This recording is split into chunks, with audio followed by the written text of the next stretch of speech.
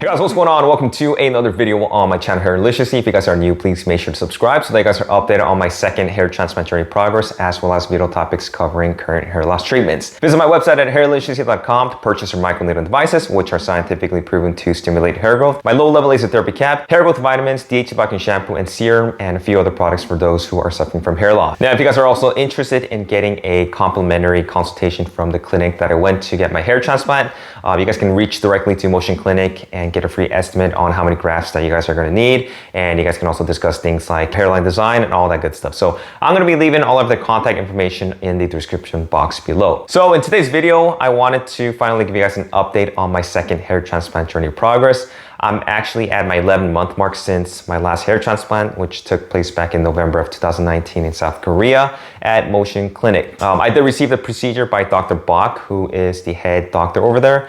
And if you guys are new to the channel, I had 2 hair transplants. First one was back in November 2016, and I got about 1,700 grafts implanted into the hairline. And then a second one where I received about 1,800 grafts to reinforce the density on the hairline and to create a more natural looking hairline. At 11 months, I'm basically at the end of the journey, but I will add that some people, can take upwards to 12 to 15 months to see full growth. So it really depends on each person. But the vast majority of hair transplant patients are going to see their final results around the 10 to 12 month mark. As far as my case, I've been a pretty fast grower, and I really haven't seen much further growth since I feel like I saw the full results around my 7 to 8 month mark. Same thing also happened during my first procedure when I had my first hair transplant. I also saw the most growth around month 7 to 8. So I feel like I've reached the full potential from the 1,800 grafts that were implanted. And as you guys can see up close, the hairline is a pretty aggressive hairline. North 0 to be exact, with no indication of temporal recession. And I also did get the temporal triangular points reconstructed to give a more masculine appearance. It's also going to help, close in the forehead, and it makes it look more aesthetically pleasing because the forehead size is going to be reduced.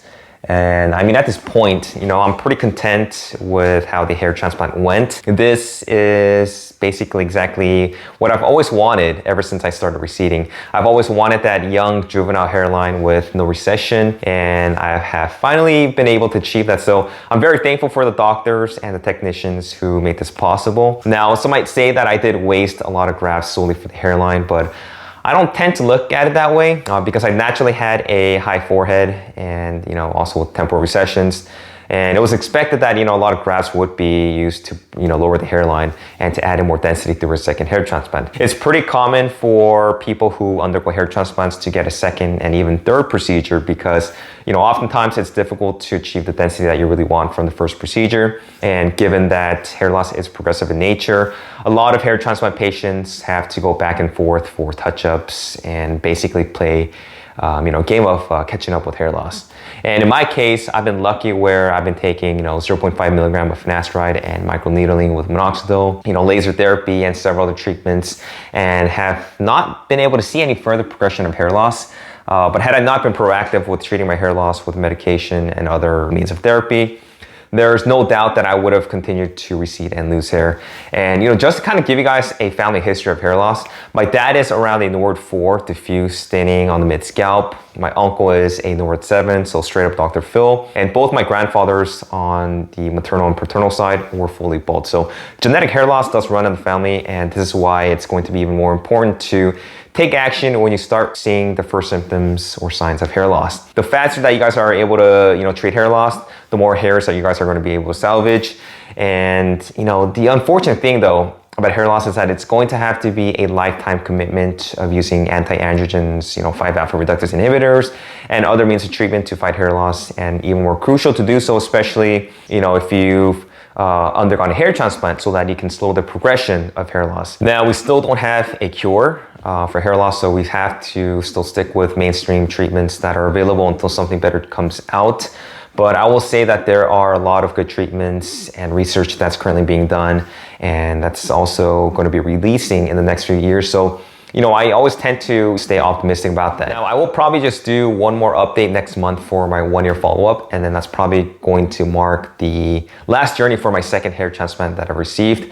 I don't foresee myself anytime soon going for a third hair transplant, but it's definitely something that can happen given that hair loss is progressive. But as of now, I'm pretty happy with the overall results from the second hair transplant. I don't have any visible thinning on the mid scalp or the crown, so hopefully it stays that way. But you never know. Once I do start losing more hair later down the road, I most likely would have to consider getting a third hair transplant. I still have at least several thousand grafts that I can easily extract from the back of the scalp. I don't foresee myself getting an FUT only because of the scarring that's involved. But if I, God forbid, end up going into a Norwood 6 or Norwood 7 where a hair transplant is not going to be viable anymore, I'll more than likely just end up shaving my head, given that I look decent with a shaved head anyway. And since the hairline up front is already established, it's going to frame the face and all the hair loss is just going to be behind it. So it's probably not going to be that bad. But that's probably just going to be the worst case scenario. I'm probably not going to opt for a toupee or a wig or anything like that just because of all the hassle that goes into wearing a wig. And I also don't think I'm going to be doing SMP all throughout the scalp. I did consider getting it on the back of the donor zone where all the scars are. But as far as getting SMP throughout the scalp, I don't think it's going to look natural, at least up close. But even with a second hair transplant, that's not to say that everything is perfect. The main issue with my hair is the thinning that is happening on the sides, also known as retrograde alopecia. I've always had thinner hairs on the sides, so growing it out makes it look like I'm thinning even more. So I always tend to do a fade on the sides, which does a pretty good job of disguising the thinning. And I'm pretty sure, that the thinning on the sides have actually been getting worse and worse over the years. And finasteride, minoxidil doesn't really seem to be effective in reversing the thinness.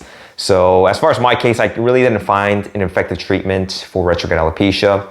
So at this point, just keeping it short on the sides and not letting it get long is kind of like what I've been doing. Some of you guys did ask me if I wanted to get a hair transplant on the sides of the hair. I'm not going to be doing that for the sides just because it's going to exhaust a huge amount of grafts on the sides, and given that it is retrograde alopecia, I don't know if it's ever going to stabilize, and it does suck, but it can always be worse. So now the whole situation about getting a hair transplant in South Korea, there's a lot of people who are obviously interested in still going to South Korea to get hair transplants done, but they do require a 14-day quarantine period at a government mandated hotel. If you have family, you guys can stay with family, but it has to be for 14 days. You can't go anywhere, and it would have to be out of your own pocket.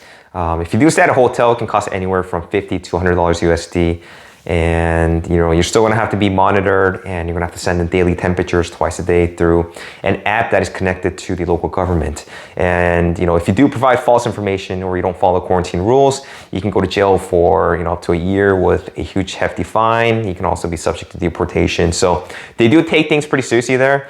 But I think all in all, getting a hair transplant during this whole pandemic could actually be a blessing in disguise, especially for those who do not want other people to know that they've actually had a hair transplant. A lot of people, including myself, have been teleworking for the past few months, ever since the whole pandemic. So I think it would be a great opportunity, since you're literally recovering from the comfort of your home with nobody knowing that you had anything done. I've been through this twice, and I know that when you do get a hair transplant, it's gonna be noticeable because of the whole redness. So if you're just teleworking at home, you don't have to go out to work and have other people notice. So like I said, I think it's a great opportunity for people who are interested in getting a hair transplant to get it done right now. But anyway, that's all I have for today, guys. This is my 11-month mark update. Overall, I'm super happy with how the results came out. I've been a lot more confident with my newly established hairline, and a lot of the worries that I previously had when I was receding or suffering from hair loss are just gone. I don't have to worry about simple, mundane things like swimming and getting my hair wet, or having the wind blowing against my hair, or driving with the windows down or anything like that. And it's just overall been a great experience, and I would highly recommend anyone who is a good candidate that is losing hair to really look into hair transplantation, because it's really going to be a life changer. So let me know if you guys have any questions about hair transplants, or if you've had any, or if you've actually had a hair transplant recently done. If you have any questions about growth or anything like that, let me know, because I've been through this process twice. So you guys can reach me via email, send me some comments. But thanks for watching, guys, and I will talk to you guys in my next video. Take care.